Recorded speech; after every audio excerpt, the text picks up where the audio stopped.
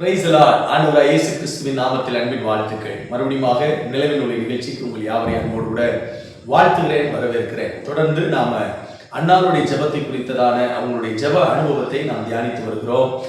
அநேகர் எனக்கு நீங்கள் உங்களுடைய செய்திகள் மூலமாக, வாட்ஸ்அப் மெசேஜஸ் மூலமாக, ஃபோன் கால் மூலமாக இந்த செய்திகள் ஆசீர்வாதமாக இருக்குது பாஸ்டர், தொடர்ந்து இதை பதிவு செய்யுங்கன்னு சொல்லி நீங்கள் கேட்டுக்கொண்டதனுடைய அந்த காரியம் என்னை மிகுந்த உற்சாகப்படுத்தியது. தொடர்ந்து இன்றைக்கும் கூட இந்த அன்னாருடைய ஜெபத்தை பற்றி ஒரு சின்ன காரியத்தை உங்களோடு பகிர்ந்து கொள்ள விரும்புகிறேன். என் அன்புக்குரியவர்களே, ஜெபம் தேவனுக்கு பிரியமானது, ஆனால் பிசாசுக்கோ எதிரானது.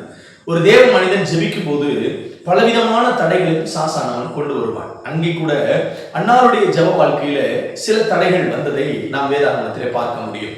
அந்த தடைகளை நாம் ஜெபத்தில் எப்படி மேற்கொள்ள போகிறோம், அல்லது ஜெபிப்பதற்கு தடையாய் வருகிற சில அனுபவங்களை நாம் எப்படி அதை மேற்கொண்டு நம்முடைய ஜெபத்தை நாம் தேவனுடைய சமூகத்தில் ஏறெடுத்து அதன் மூலமாய் வருகிற நன்மைகளை நாம் அனுபவிக்க போகிறோம் என்பதை குறித்து ஒரு சின்ன காரியத்தை உங்களோடு நான் பகிர்ந்து கொள்ள விரும்புகிறேன். என் அன்புக்குரியவர்களே, அன்னாளுடைய ஜெபத்தை தேவன் கேட்டு பதில் கொடுத்தார்.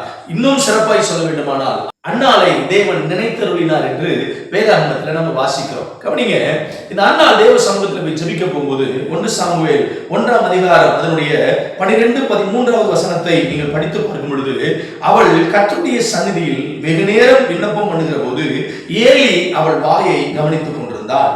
அன்னாள் தன் இருதயத்தில் பேசினால் அவளுடைய உதடுகள் மாத்திரம் அசைந்தது, அவள் சத்தமோ கேட்கப்படவில்லை. ஆகையால் அவள் வெறித்திருக்கிறாள் என்று ஏலி நினைத்து என்று எழுதப்பட்டிருக்கிறது. அன்புக்குரியவர்களே, இன்னைக்கு உங்க வாழ்க்கையில, என்னுடைய வாழ்க்கையில இந்த வேத பகுதி கற்றுக் கொடுக்கிற ஒரு அற்புதமான பாடம்.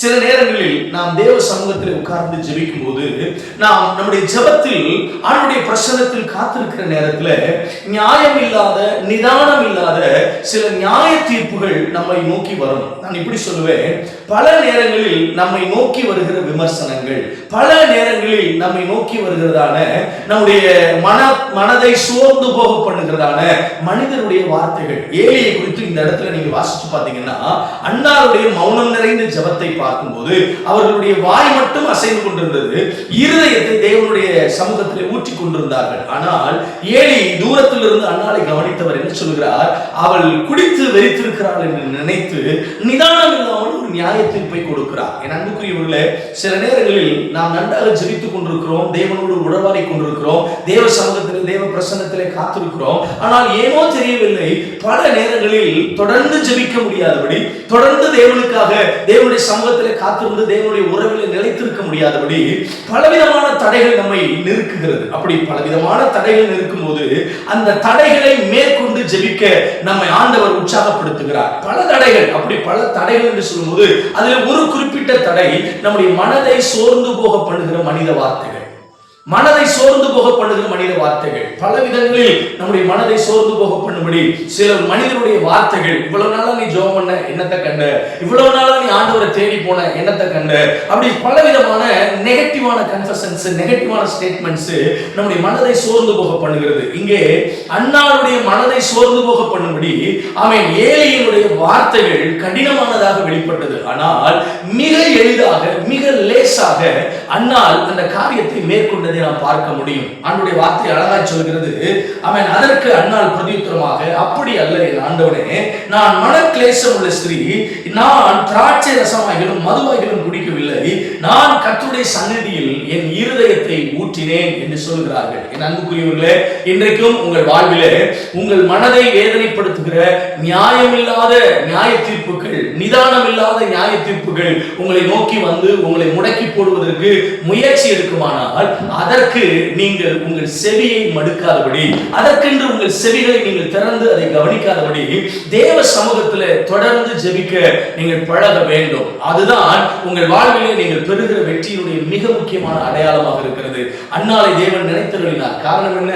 அவளை நோக்கி வந்ததான விமர்சனங்களை அவள் ஒரு பொருட்டாக எண்ணவில்லை. அவளை நோக்கி வந்ததான மனச்சோர்வு உண்டாக்குகிற வார்த்தைகளை அவள் ஒரு பொருட்டாக தன்னுடைய மனதிற்குள் ஏற்றுக்கொள்ளவே இல்லை. ஒருவேளை உங்கள் மனதை சோர்ந்து போக பண்ணும்படியான சில மனித வார்த்தைகள் உங்களை நோக்கி வந்து உங்களை தளர்ந்து போக பண்ணுமானால், பரிசுத்த ஆவியானவர் உங்களுக்கு சொல்கிறார், அதை உங்கள் காதுகளில் கேட்டு, உங்கள் செவிகளில் கேட்டு, உங்கள் மனதிற்குள் கொண்டு போகாதபடி, அவைகளை ஒரு பொருட்டாக எண்ணாதபடி நீங்கள் உங்கள் இருதயத்தை தேவனுடைய சன்னிதானத்தில் ஊற்ற உங்களை அர்ப்பணியுங்கள். நிச்சயமாய் உங்கள் ஜெபத்திற்கு ஆண்டவர் பதில் கொடுப்பார். அன்னாருடைய அனுபவம் நம்முடைய அனுபவமாக மாறட்டும். பரிசுத்த ஆவியானவர் உங்களை ஜெபத்தில் பலப்படுத்த போதுமானவராக இருக்கிறார். ஜெபிக்கலாமா?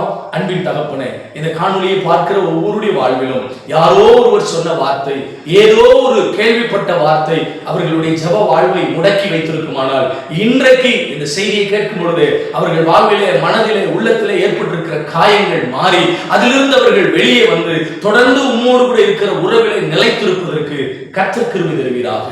அன்னாலே கர்த்தர் நினைத்தருளீர் ஆண்டவரே. அவர்களை நோக்கி வந்த எந்த விமர்சன வார்த்தைகளையும் அவர்கள் புறமே தள்ளி உன்னத தேவனோடு இருக்கிற உறவை உறுதிப்படுத்திக் கொண்டது போல, இன்றைக்கும் இந்த காணொலியை பார்க்கிற ஒவ்வொருடைய வாழ்விலும் உம்மோடு கூட இருக்கிற உறவிலே உறுதியாக நின்று உம்முடைய சமூகத்திலே காத்திருந்து ஜெபித்து தேவ ஆசீர்வாதங்களை பெற்றுக்கொள்ள கிருபை செய்யும். கர்த்தருடைய கரம் கூட இருக்கட்டும். இயேசுவின் நாமத்தில் ஜெபிக்கிறேன் நல்ல பிதாவே.